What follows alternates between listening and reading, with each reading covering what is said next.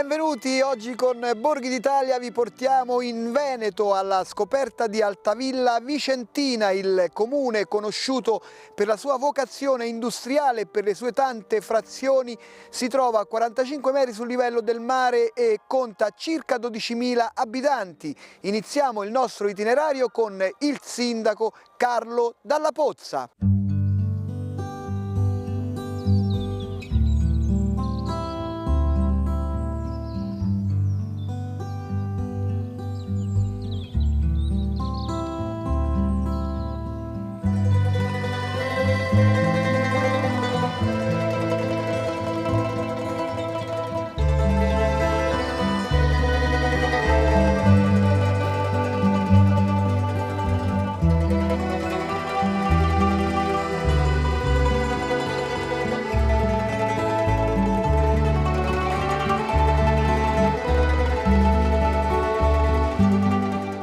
Sono il sindaco di Altavilla Vicentina, un bel paese che sta in provincia di Vicenza, a pochissimi chilometri dal capoluogo, e si caratterizza un po' per la sua ridente posizione, perché effettivamente ha una situazione dove collina e pianura si incrociano con una bella linearità. Abbiamo tante belle cose naturali, un paesaggio molto ameno, dei percorsi pedonali, ciclistici, anche delle offerte gastronomiche da parte di molti locali che offrono i prodotti tipici della vicentinità in zona di collina. Il bosco è molto grande e c'è molta possibilità di sbizzarrirsi nei vari cammini che ci sono.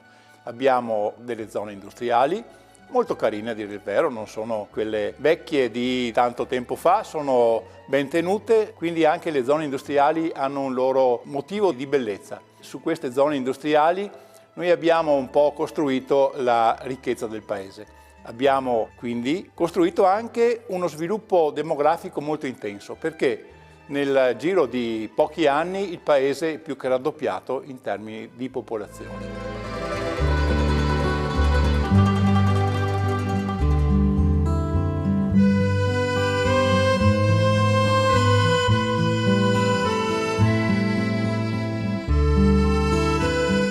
Anche in centro proprio del paese abbiamo un grandissimo parco che chiamiamo il Brolo, che consente anche a livello di pedoni, con un percorso particolare, di salire fino all'antica Rocca, dove c'è l'antica chiesa parrocchiale, ora sostituita da quella più moderna e nuova in pianura, e dove ci sono i resti di un castello ormai purtroppo diruto, non rimangono che poche vestigia, però è la vecchia Rocca che è il simbolo ancora del paese. Ai lati di questa collinetta c'è un bellissimo laghetto e raccoglie, oltre che un ambiente naturalistico molto particolare, anche parecchia fauna. Anche lì c'è un bel percorso che i nostri concittadini amano, specialmente il sabato e la domenica, frequentare molto anche intensamente.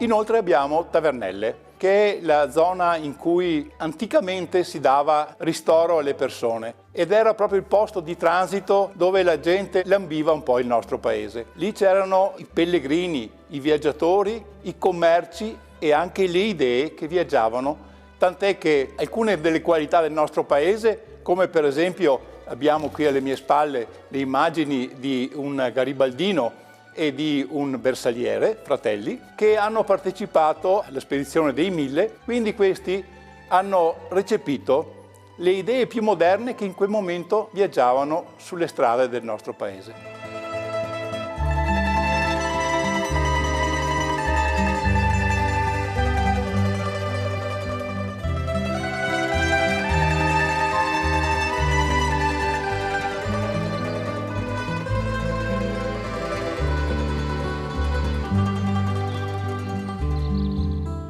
Valmarana è una gradevole località in collina, è stata per tanto tempo anche lì sede di una rocca, anche questa purtroppo distrutta, e ha una chiesa che risale al 1200. È un luogo dove il vescovo e dove la chiesa dava ospitalità ai cittadini, o i contadini, in quel tempo si chiamavano forse villici, che nel circondario erano bersaglio purtroppo delle scorribande dei barbari, degli ungari in particolare, e quindi ha un insediamento molto antico. C'è in particolare una loggia, cosiddetta loggia valmarana, che ha un pregevole colonnato esposto al sole e quindi dà un'idea di un tentativo di buon vivere come i veneti sanno fare.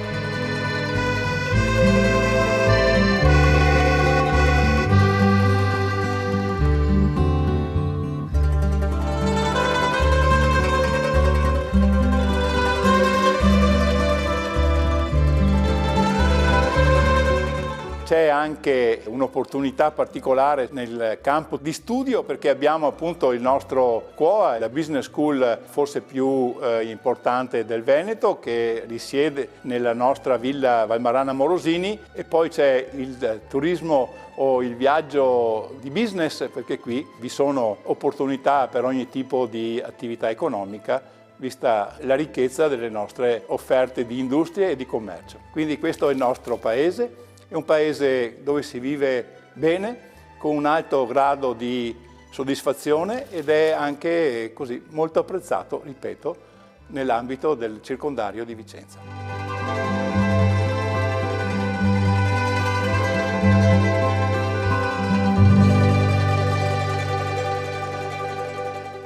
Il territorio del comune di Altavilla Vicentina è attraversato dall'antica Romea Strata, che qui diventa la via Postumia. Andiamo a saperne di più con Don Emanuele Cuccarollo.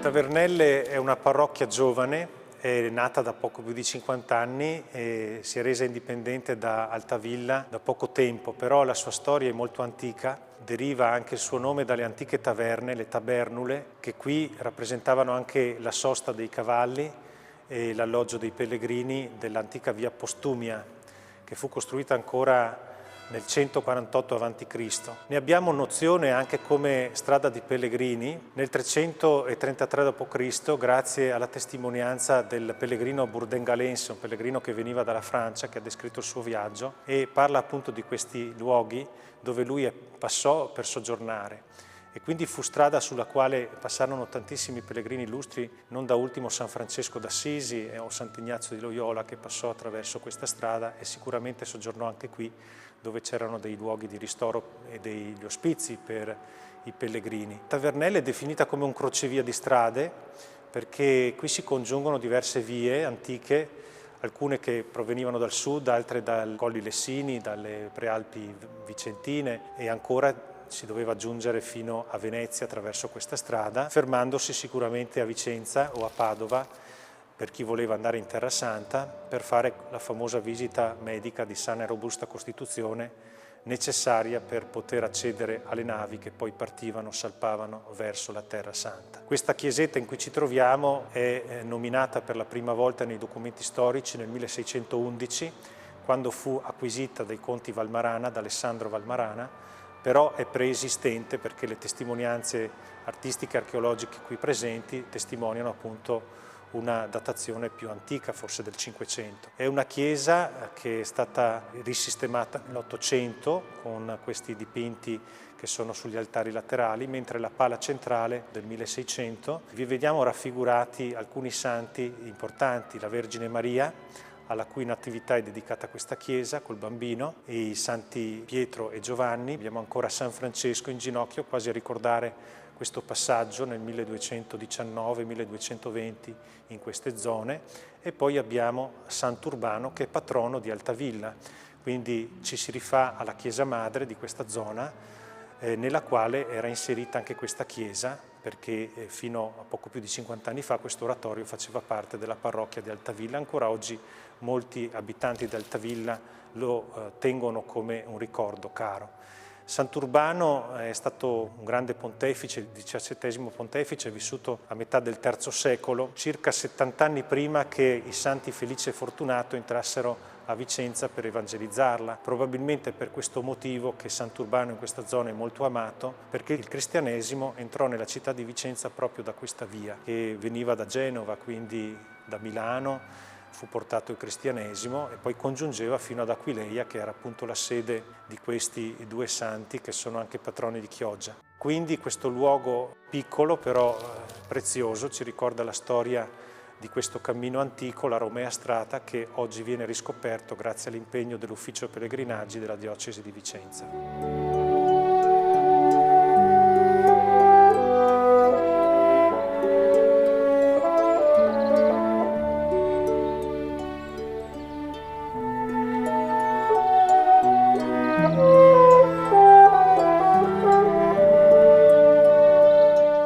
Questo territorio del Vicentino è densamente popolato, abbiamo moltissimi centri che sono molto vicini, per questo motivo si fa un po' fatica a comprenderne anche i confini, tant'è vero che Tavernelle è frazione di 4 comuni e la prospettiva che la Diocesi di Vicenza già da anni sta mettendo in campo è quello di creare anche delle unità pastorali tra le parrocchie, un po' anche per ripristinare l'assetto territoriale antico, cioè la nascita delle parrocchie dalle pievi. Sono parrocchie molto vivaci, la vita pastorale è contrassegnata e scandita dagli appuntamenti liturgici, ma anche per esempio dalla vita dell'oratorio. C'è un servizio della Caritas e dei gruppi missionari che abbraccia un po' tutte le necessità non solo del territorio ma anche delle missioni della Chiesa, e quindi sono parrocchie che hanno ancora una certa vivacità, benché ci sia come sempre un po' dappertutto la preoccupazione per le nuove generazioni che chiaramente non vivono più questa forte appartenenza. Motivo in più per far riscoprire le nostre radici, riscoprendo questi luoghi preziosi, questi piccoli scrigni di storia e di arte che raccontano le nostre sorgenti, la nostra storia.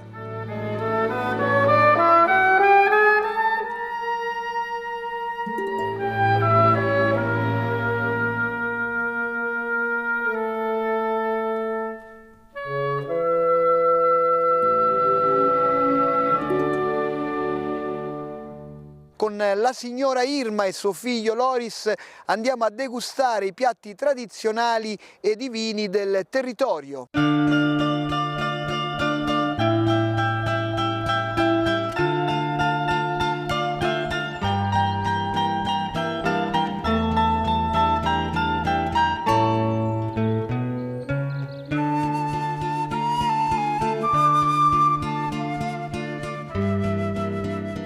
Una volta qui davanti alla nostra trattoria passavano i pellegrini della Romea Strata. Sono qui oggi per presentarvi i piatti che proponiamo nella nostra trattoria con l'aiuto di mio marito e dei miei figli che ci aiutano in cucina, in sala. Andiamo un po' a presentare i piatti tipici che si facevano una volta in campagna. La polenta non mancava mai. Nel periodo di Quaresima si faceva la polenta con la renga, un pesce, la ringa affumicata che si fa poi ai ferri, si spolpa e si mette dell'olio d'oliva e si serve con la polenta brustolita.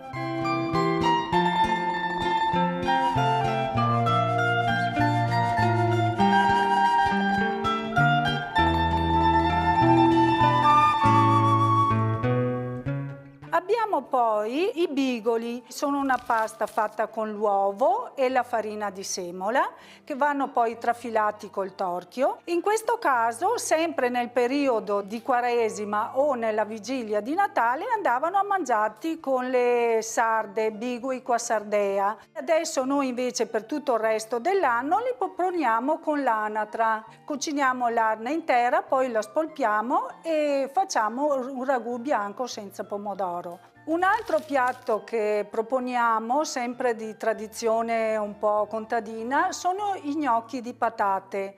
Per fare questo piatto ci vogliono delle patate farinose. Noi li proponiamo col tartufo dei Colli Iberici, uno scorzone che va raccolto nel periodo estivo-autunno, che poi si può conservare per tutto l'inverno. Altro piatto tipico della tradizione contadina che noi proponiamo sono la pasta e fagioli, una minestra con delle patate, fagioli, sedano e carote. Una volta cucinati si va ad aggiungere delle tagliatelle che facciamo noi fatti in casa con l'uovo e sempre una farina di grano tenero in questo caso. Come antipasti proponiamo anche un salame ai ferri, sempre tipico della nostra zona. Lo proponiamo con dei rampuzzoli.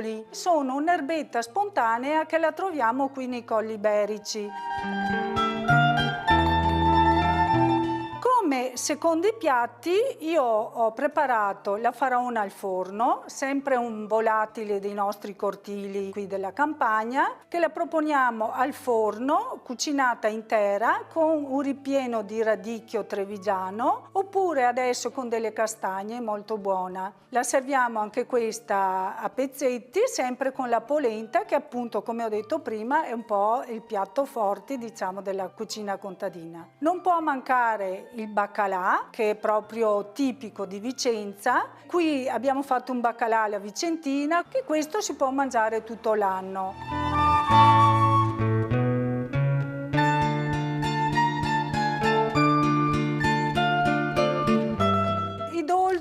Una volta erano molto pochi perché non c'era la possibilità di mangiare troppi dolci, però la domenica o alle feste si preparavano di zaletti fatti appunto sempre con la farina gialla, con dell'uvetta e pinoli e poi cucinati al forno. C'era la sabbiosa, un dolce tipico di Vicenza, fatta con la farina fecola. Quando è pronta deve risultare proprio come la sabbia, da questo prende il nome di sabbiosa, friabile. Abbiamo poi una crostata di noci, che anche quelle non mancano nel nostro territorio, con una pasta frolla e poi per abbellirla mettiamo dello zucchero caramellato. Non mancano poi i biscottini fatti con la nostra pasta frolla e marmellata di albicocche dei nostri campi e ancora di biscottini con le noci e il cioccolato.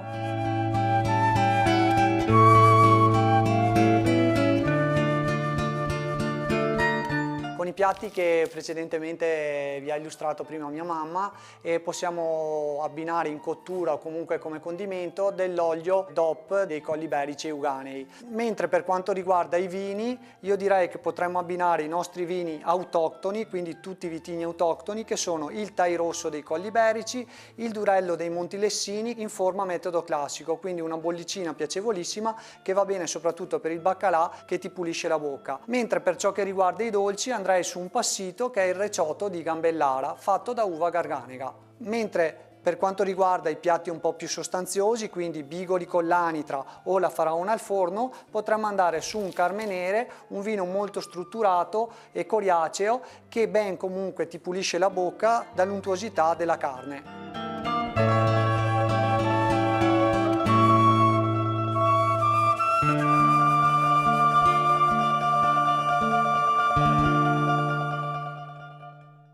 Vi aspettiamo ad Altavilla Vicentina! E siamo già qui con la signora Anna Centomo, andiamo a visitare la meravigliosa villa Valmarana Morosini.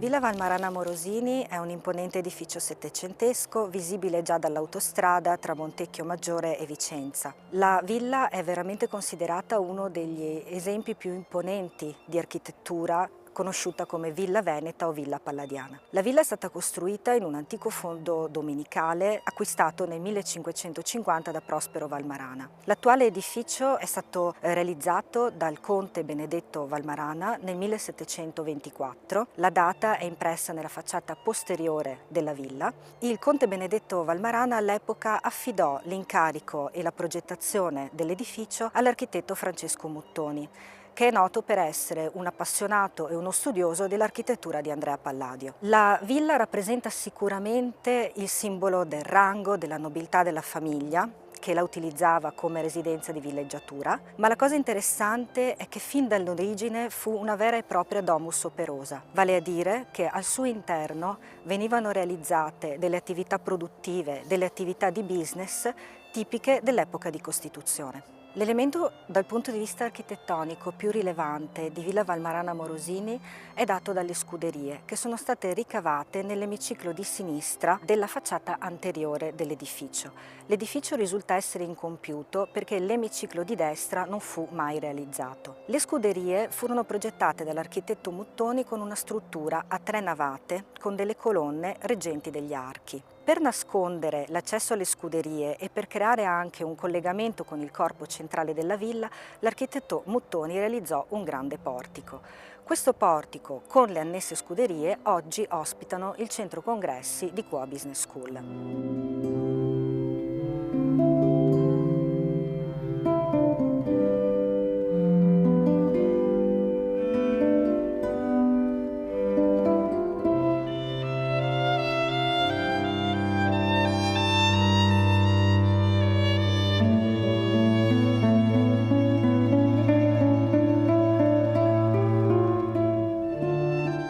La villa negli anni conobbe diverse vicende, dalla prima proprietà della famiglia Valmarana passò poi ai Morosini, fino all'inizio del Novecento, quando c'è dato sapere di alcuni passaggi di proprietà tra privati. L'elemento sicuramente più interessante da riportare è che durante il primo conflitto bellico la villa venne confiscata dagli alti comandi militari e fu adibita ad un deposito di munizioni.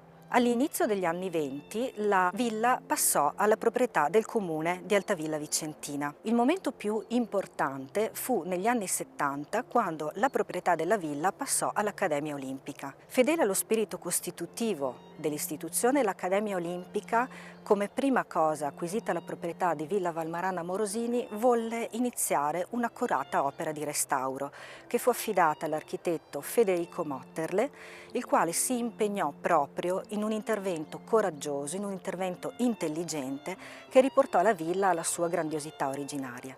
Ed è qui che avvenne l'incontro con QA Business School, che è la scuola di management che oggi svolge le proprie attività all'interno di Villa Valmarana Morosini. QA Business School è una scuola di management, una tra le più antiche d'Italia, anzi quella di più antica tradizione in Italia, e sicuramente un punto di riferimento per l'alta formazione manageriale e imprenditoriale nel nord-est italiano. Le sale della villa, con il restauro guidato dall'architetto Motterle, furono proprio adibite e pensate per lo svolgimento di attività culturali. Oggi al QA si svolgono attività di formazione. Nelle sale della villa si incontrano ogni giorno generazioni diverse, giovani, manager, imprenditori, professionisti, tutti accomunati dal desiderio proprio di sviluppare le proprie competenze e di guardare con maggiore fiducia anche al proprio futuro professionale.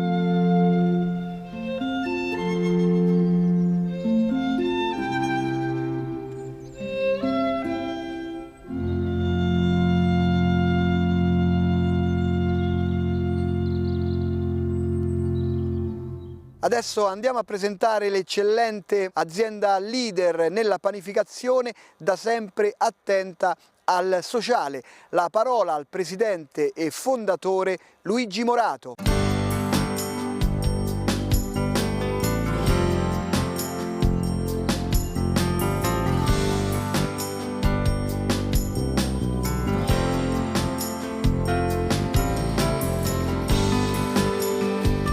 Noi siamo un'azienda nata artigiana, piccola realtà nata 50 anni fa, qua a Vicenza, e ci siamo sviluppati su questo pane di servizio nostro, diciamo, lavoriamo molto nella grande distribuzione, noi non siamo praticamente i concorrenti dell'artigiano, ma siamo fratelli di lavoro, facciamo prodotti di servizio a lunga conservazione che quindi viene comperato, tanti lo usano come pane quotidiano, ma principalmente è nato come pane di servizio, quindi quando uno non riesce a prendere il pane fresco del fornaio ha sempre il nostro pane in dispensa. Abbiamo praticamente 5 stabilimenti, questo è il principale, ci stiamo allargando molto perché in questo modo abbiamo la possibilità di avere più gamma di prodotti.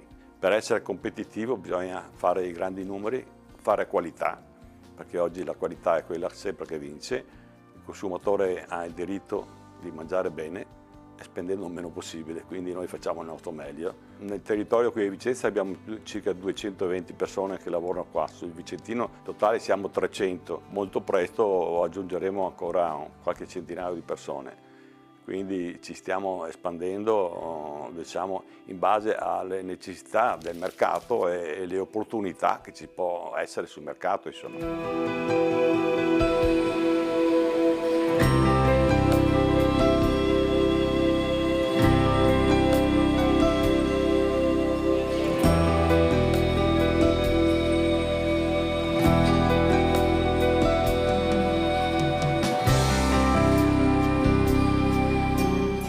È il primo ordine, noi oramai abbiamo parecchi enti che vengono, ne abbiamo tantissime qua, quindi non sto qua a elencarle perché non lo so quante siano, però addirittura quando noi abbiamo magari un errore di lotto che può succedere, sa, chi lavora può sbagliare, si avverte, guarda che abbiamo dei prodotti freschi, venite a prenderli, allora arrivano qui i furgoni e ognuno diamo un po' a tutti, insomma, ecco, quindi è la nostra politica questa, cerchiamo di non buttare niente via, che quello che si può consumare lo diamo in beneficenza a qualsiasi ente che ce lo chiede, insomma, e ne abbiamo parecchi.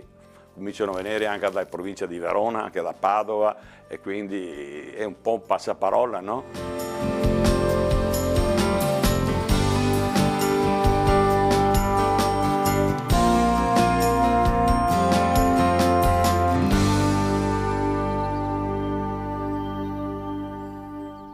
Altavilla Vicentina vi aspetta con tutte le sue positività. Per gli approfondimenti sul programma Borghi d'Italia potete consultare il sito tv2000.it/Borghi d'Italia. Buone passeggiate ad Altavilla Vicentina in provincia di Vicenza. Ciao!